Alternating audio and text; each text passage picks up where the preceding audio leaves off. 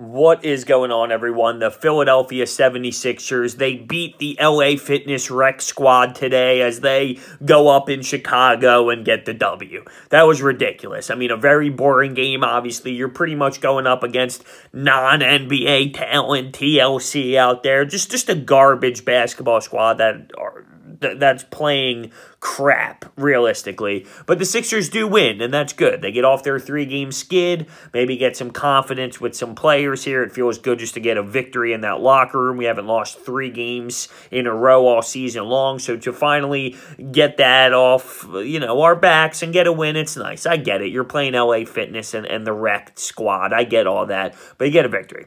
We win our 50th game of the season. That is now back-to-back 50-win season since the 1980s. Take it for what it is.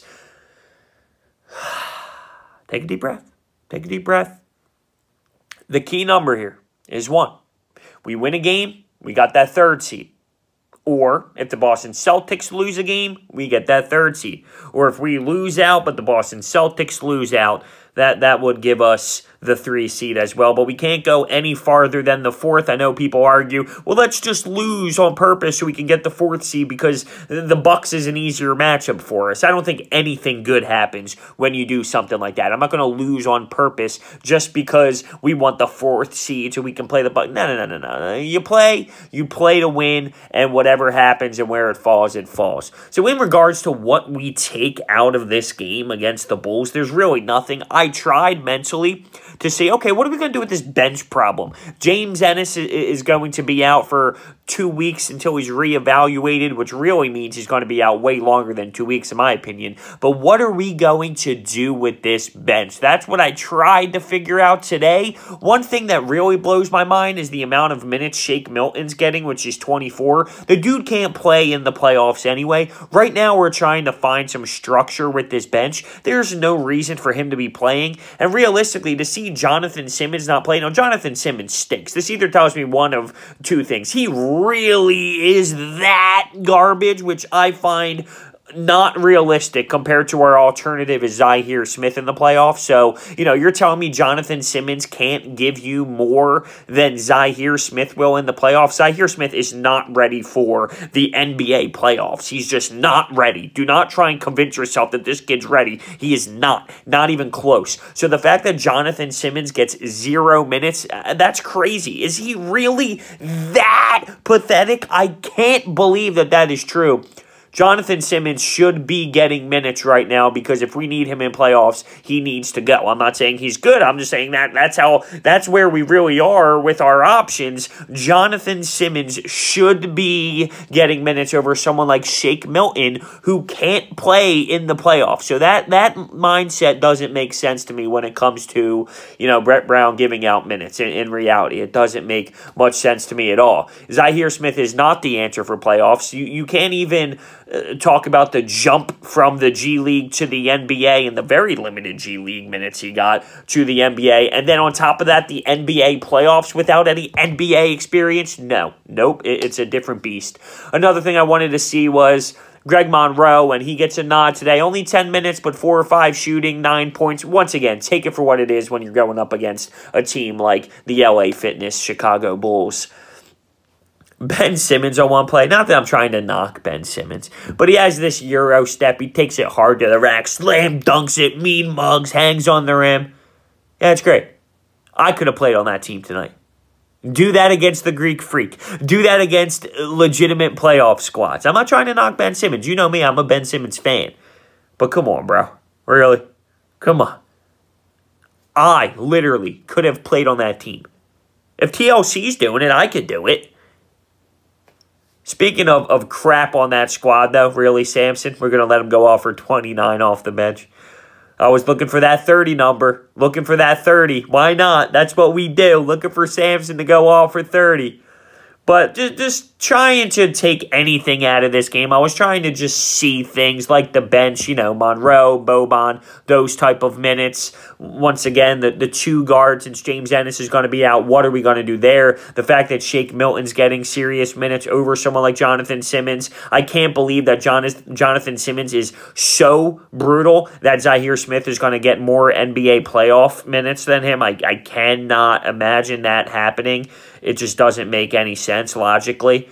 So, I tried to look at that, just getting the vibe off of the 3-game losing streak and getting off that skid feels nice.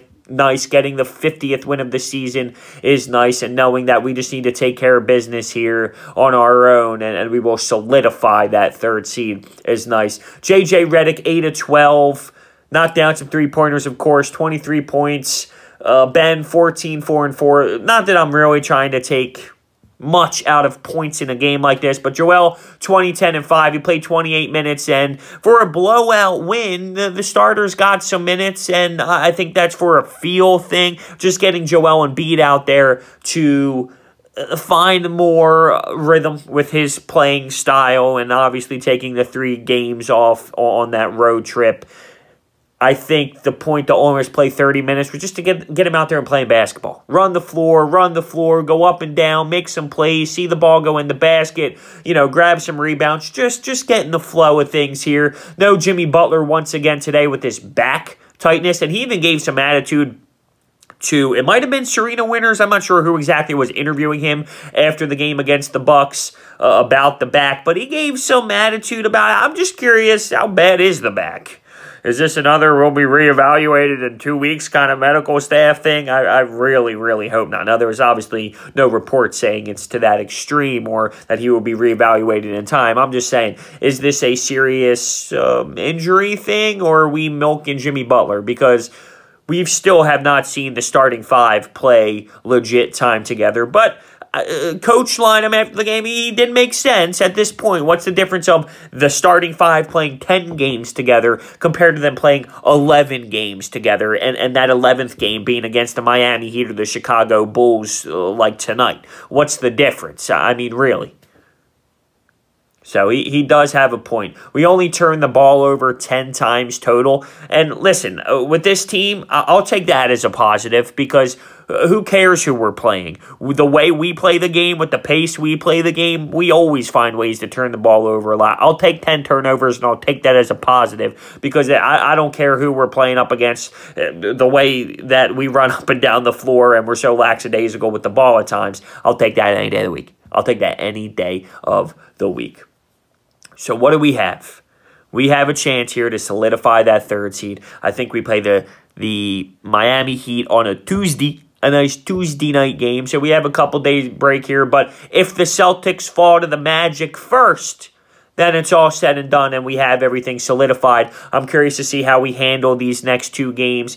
If something like that does happen, if we do solidify it, what are the minutes going to be like? What are we going to do with this bench thing? And I'm just, I'm trying to second level think here when it comes to what I see on the floor out of the bench. I'm not trying to overanalyze things, but we need to know, like, we are 80 games into this season and we don't know the rotation. We don't know the rotation. And that's not just because of a Brett Brown issue. That's just because of the fact on how much we've turned over this roster so many times throughout the season. And on top of that, guys are getting hurt. Guys are resting. Guys are doing this. It's just been a crazy, crazy time. So we don't even know what our rotation is. So I'm going to try and sit here throughout the next couple of games and figure out who's going to be getting the minutes. So down below, I want to know your thoughts. We get the 50th win. We break this 3-game losing skid. And I get it. Once again, we played LA Fitness, Chicago Bulls. I know. I could have been out there taking charges. But we do get a win on the board. It has to feel good comfortably, as a win. And just get the monkey off the back. And some of the guys, they played high 20 minutes. Tobias, 6 of 14 shooting. So, he's still not in that full rhythm that we would like him to be, and there's something there, whether it's a mental block or not confident or something. Tobias hasn't been the same in a little bit now. I'm just curious on your thoughts on beating this Chicago Bulls team, and the one Celtics win or the one Sixers win either against the Heat or the Bulls gets the job done, or a Celtics loss against the Magic or the Wizards, or if we lose out, we need the Boston Celtics to lose out, but we can't do anything worse than the 4th seed. So we do lock in home court advantage for whatever that means.